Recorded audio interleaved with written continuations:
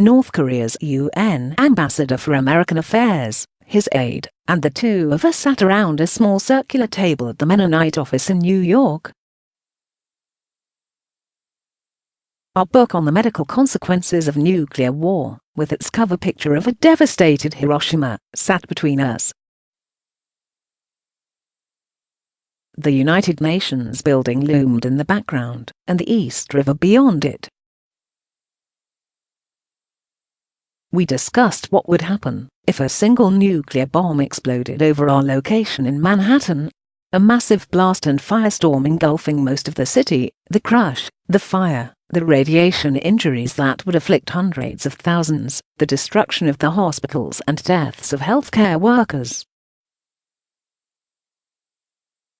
We looked towards Brooklyn, which would be hit with a pilgrimage of tens of thousands of dying and injured struggling to escape Manhattan, quickly overwhelming medical supplies and facilities.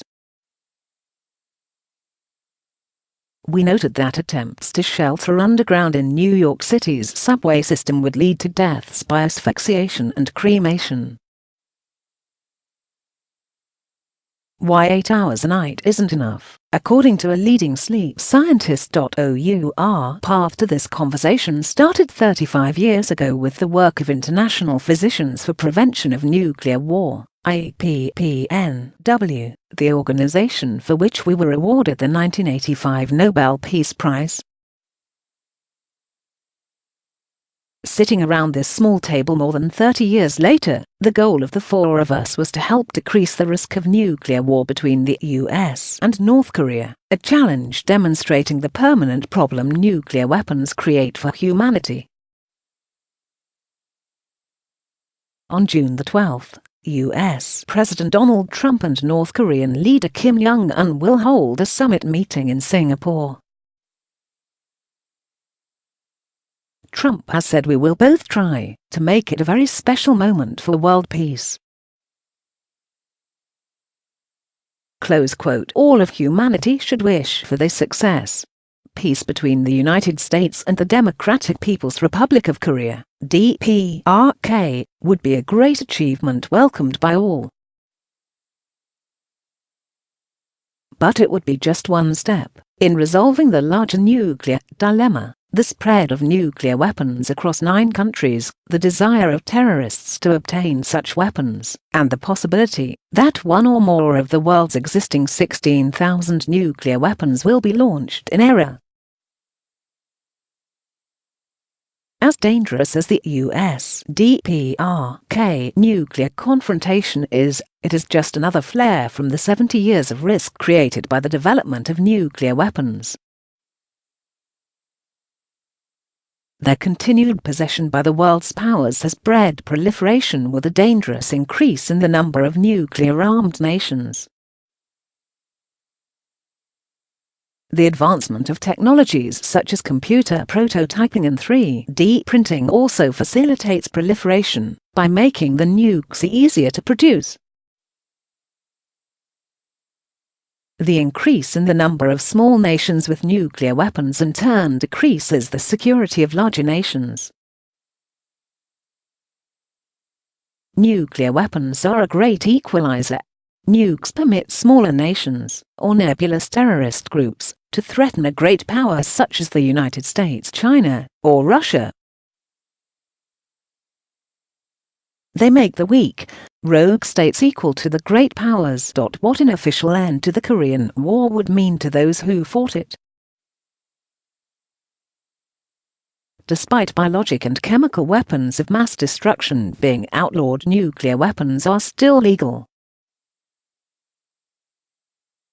In 2017, the Nobel Peace Prize was awarded to the International Campaign to Abolish Nuclear Weapons, ICAN, an organization born out of the IPPNW, for its proposal to abolish nuclear weapons. There is therefore only one long-term global solution: total nuclear disarmament. The denuclearization of the Korean Peninsula could be a first step toward that goal. Disarming North Korea and the world. Over the past 4 months, we have discussed these points with the North Korean ambassador. Although the United States does not have diplomatic relations with North Korea, Americans can speak with DPRK officials through their mission to the United Nations, a path called the New York Channel. Close quote. With the assistance of Doug Hostetter, director of the Mennonite Central Committee, MCC, United Nations Office, which has assisted with humanitarian aid for the DPRK for over 2 decades, we were able to plead our case. We first met with the DPRK ambassador and his aide in late 2017, 2 days before Christmas. It was a dark moment in a dark political climate, shared at the darkest time of year, the day of the winter solstice. The conversation quickly turned to the historic roots of the confrontation. The ambassador stated that the DPRK had developed nuclear weapons to deter a nuclear attack by the United States, which he noted was the only nation to have used nuclear weapons. To our surprise, he said that North Korea seeks a nuclear-free world. We responded that the US, which is a signatory of the 1968 Treaty on the Non-Proliferation of Nuclear Weapons, NPT, also seeks a world free of nuclear weapons. Because of a 50-year delay in nuclear disarmament by the US and other nuclear nations, a new treaty with time limits was recently introduced by ICAN.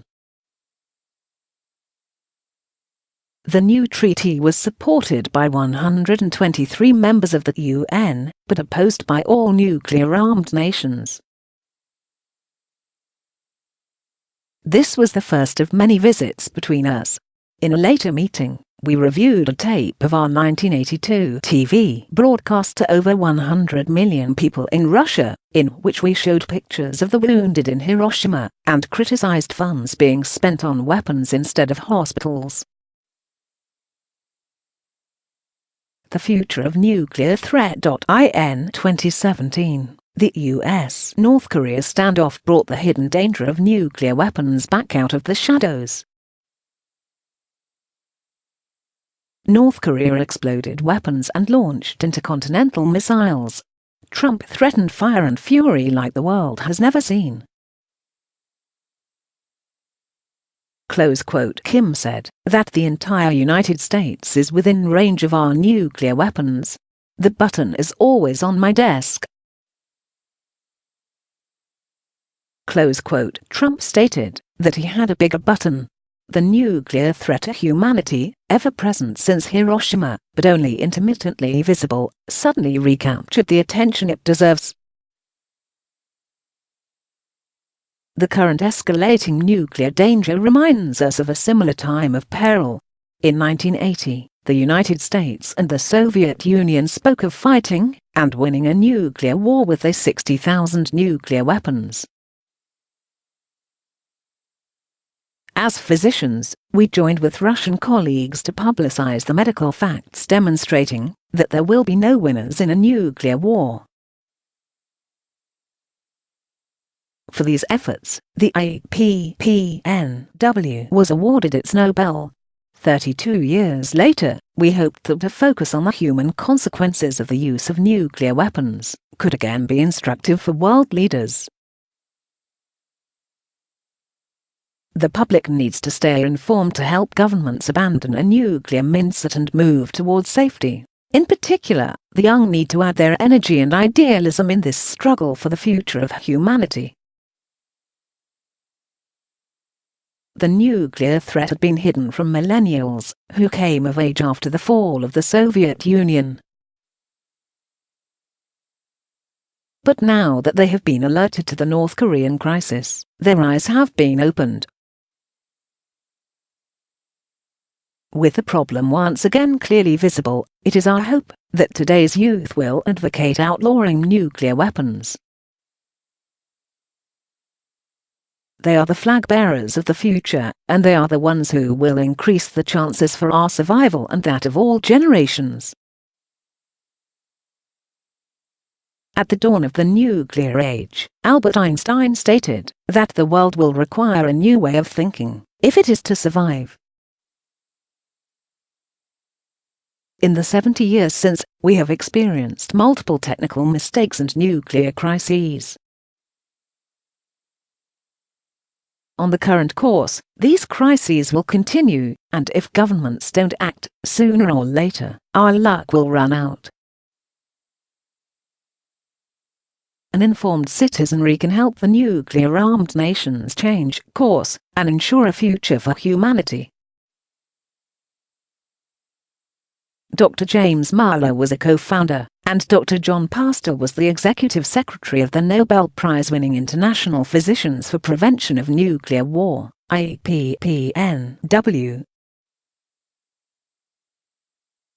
Pastor has visited North Korea twice for medical work, and Marlowe has recently met with diplomats at the DPRK-UN mission to discuss possible future cooperation with North Korean physicians in the fields of cardiology and prevention of nuclear war.